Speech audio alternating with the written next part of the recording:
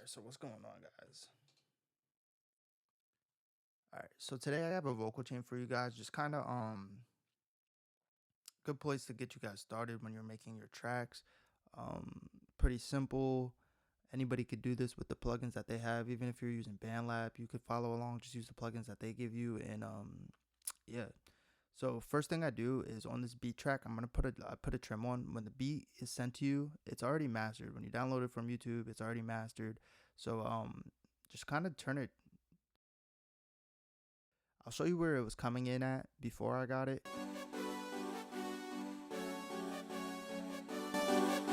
Is this loud?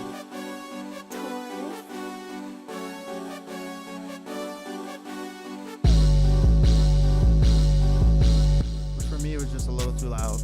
So I just turned it down a little bit just to get started on the rapping area. It just helps you. Next, I put the one knob filter over the beat and put it at 9. That's gonna just filter out the beat a little bit to help your voice pop through. Not doing too much or anything. Yeah. So next I have the auto key to find the key of the beat. It's at D major. The BPM is at 152. If you don't have like an auto key finder or a plugin like that, you can use TuneBat. TuneBat is a website. I think it's literally tunebat.com, and then you could just drag your beat in there.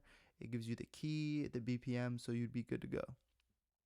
So the very first thing I did when approaching this vocal chain is I added auto-tune. So added auto-tune, I put the retune speed all the way on 0. Yeah. The humanizer on 10, and then the flex tune on 1. I have it on low latency when you're recording because you don't want it to be a delay at all. And I'm using the auto-tune Antares 2026, so yeah. Next is that EQ. This is just an EQ band. I have this high pass filter. Just to kind of see what I did here. If I it's turned off, turn it back on. So you see that vocals kind of getting thin as I pull it out. I like to start in this 500 area, and then I just pull it back. So I just cut off all the unnecessary rumble that I don't need. And I found that was like 95, 96, 98-ish area. Not too picky right now because it's just a recording stage. This is just what we're using to help us lock in a sound before we get like into mixing. So yeah, for the compressor, we're gonna be at 4-to-1 ratio. I try to go for anywhere no more than 4 gain reduction or 4 dB gain reduction. So right here's the threshold. You would put this down if you need more. Right now I'm peaking at negative 3.4, so that's kind of where I want to be. I'm not past negative 4. I'm not at negative 4, so I'm at a nice little spot right here. Yeah. So after that, I do have the. Oh yeah. So let's talk about the attack. I'm gonna skip the attack. So the attack on a compressor is at 12. This kind of medium. The faster your attack is, it's just kind of how fast the compressor is gonna react to your vocals, per se, before compressing. Yeah, basically. And then the release is just kind of how smooth. The longer it is, the more smoother it's gonna be. The quicker it is, the more snappy it's gonna be. The faster your release is gonna be, the higher it's gonna be. The more punchy it is, the slower it is, the less punchy. You know what I mean? It's kind of a way to think about it. Now you'll see this gain here I have at 3.1 because when I did some reduction, I lost volume. So I just had you kind of just want to get it back to where it was normally. So yeah, actually could probably go down a little bit more, like 2.7-ish. And that's where we're at.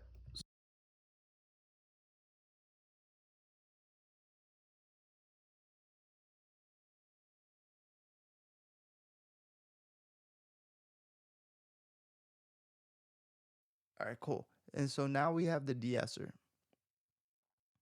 So for the De-Esser, I don't go too crazy. For frequency, I'm at 6,700. You could go lower, like 6,200, or all the way up to 7,100, anywhere in between there. And you're just trying to get the S's. For me, I don't want no more than -6 dB reduction. So if you look over here, you'll see me ballparking around like -5, -4, and that's kind of where I want to be personally. I see other people DS way harder. That's their preference. And then next we kind of just have the saturation. So you'll kind of hear in my voice, it just kind of adds more weight and gets more thicker. So you heard that little thickness. hop on. I have the sensitivity on soft, and I only have it at 1.5. I'm not going crazy with it or anything like that. So you'll kind of hear it against the beat.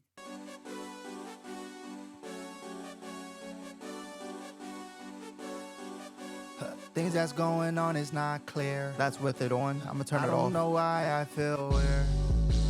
Too much hoes in this bitch is weird. See, it's off right there, and I'm gonna turn it back on. I just got sucked off of the beer. It's on now. She keep talking, no, it's not clear. So it just adds a little bit of body and weight, and then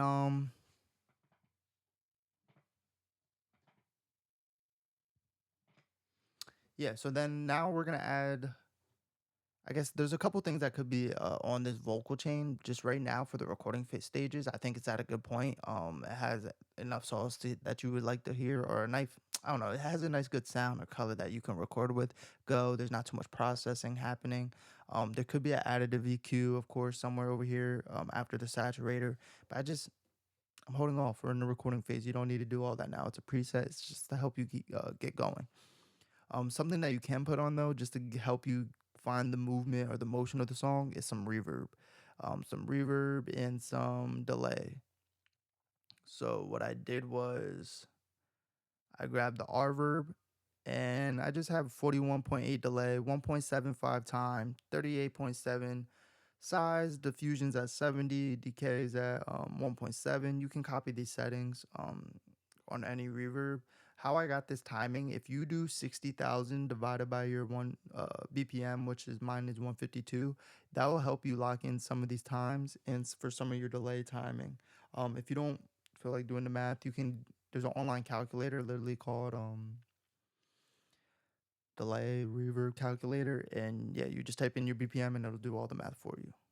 For my delay, I'm literally running 300 millisecond delay, 24% feedback, and I'm getting rid of some high-end frequencies by using a low-pass filter all the way to 7,300. And with that sounds like this together. Too much hoes in this bitch is weird. I just got sucked off of the beer. She keep talking. And that's where we're at. So now I do have an ad-lib track. Again, I just wrote all these out right now just to kind of like, or before I did the video, just so you guys can have an idea what it sounds like. The bars are mid. But if one of you guys got some fire bars with this fire template or fire preset, now you guys can go crazy, right? So now the ad-lib track, everything's the same on ad-lib. You can see for yourself, everything's the same. I just added this auto pan, put the BPM up there, and literally got out of there. And then this SSL channel, which is literally an EQ. And I just put my ad-lib settings on there. You could copy it. I just cut out the low end, cut the high end, and then boosted like 1.5K and boosted a little bit of lows. And then for your ad-libs, that gave me this sound right here. Too much hoes in this bitch is weird. That's going on is not clear.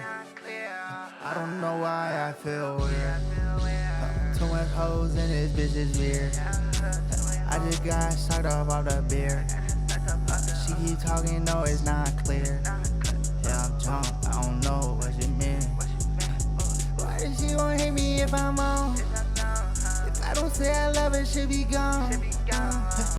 And yeah, that's where we're at. So yeah, that's kind of where it is. I could kind of punch in a couple more so we could play with it, just kind of see the cook up in real time. Guys, I'm not a rapper. Since I pushed the pressure, it got real. It got real. Yeah, she left me in the trap. Had to come back with a cold face. She don't know where I'm at. Told the bitch to go. I don't know. Since I pushed the pressure, it got real. It got real. And now I can't go. I told her I'm ready to roll. I know that I'm all on the road. Like, baby, don't leave me alone. Baby, I know I'm right. Baby, don't hear my vibe.